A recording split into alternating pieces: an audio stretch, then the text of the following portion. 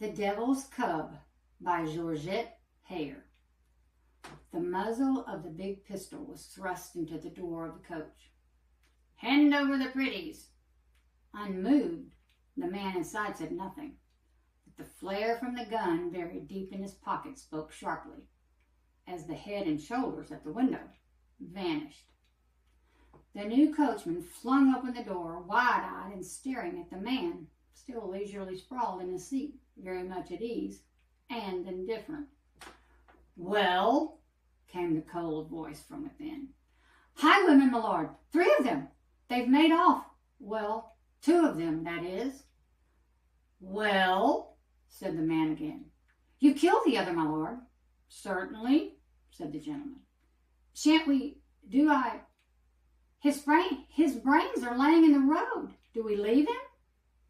"My good fellow, are you suggesting that I should carry a footpad's corpse to my Lady Montacute's drum?" "No, no, my lord," he said hesitantly. Then shall I drive on?" "Of course, drive on." "Very good, my lord." The coachman shut the door. We have now been introduced to the wicked Dominique, Marquis of Vidal. Recalling these O'Sheas, Justin, the Duke of Avon, and Leonie were married, and this is their one and only offspring, and if possible, has a far worse reputation as a scoundrel and notorious rake than even his father once had. Mary Challoner is determined to save her younger sister from the villainous Marquis, and goes so far as to thwart their plans to run away together. The Marquis has no intentions of marrying Sophia, but he never turns down what is thrown at him. Even a naive romantic who believes she can wile the Marquis into making her a Marchioness. Disguised as her sister, Mary takes her place, believing the Marquis will release her as soon as he realizes the mistake. She drastically underestimates him. Not as pretty as her sister, he admits, but she will do, and hauls her on to his yacht bound for France.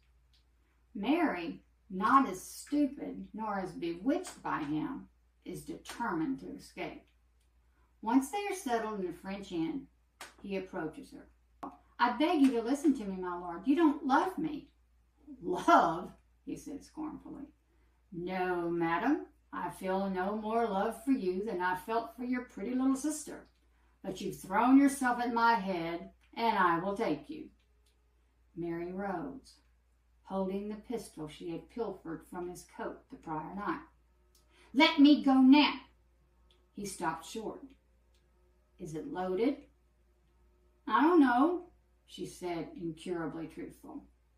He laughed and walked forward. "Shoot then, and we shall know."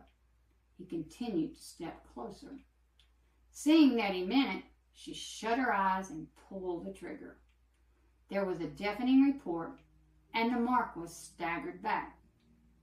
"It was loaded," he said coolly. Another one of Miss Hayer's delightful blends of the Georgian era, mischief and mayhem. Of course, Lord Vidal and Mary begin a merry chase across France. Vidal is one of Miss Hayer's characters that it's hard to like. That's the reason she may have had Mary shoot him, so we would at least want to see him redeemed. There are some surprises in the end, but by this time, Dominique has discovered his life might be far more fun with this challenging young lady a prominent part of it. As usual with a Hayer novel, there are other characters involved in intriguing backstories that lend to the misunderstandings and the chaos. Throw in several of our beloved characters from these O'Sheas, and what's not to love? I rate this an A+.